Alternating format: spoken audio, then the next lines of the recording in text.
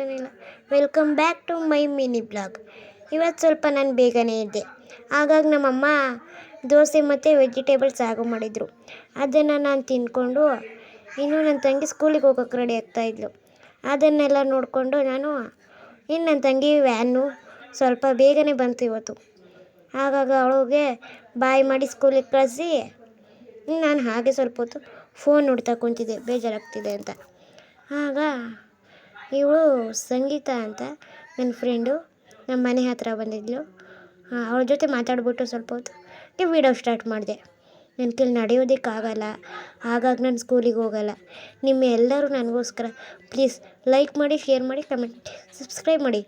ಮಧ್ಯಾಹ್ನದ ಊಟ ಮುಗಿಸಿ ಹಾಗೆ ನಮ್ಮ ಪಾಪು ಜೊತೆ ಸ್ವಲ್ಪ ಹೊತ್ತು ಆಟಾಡ್ತಾಯಿದ್ದೆ.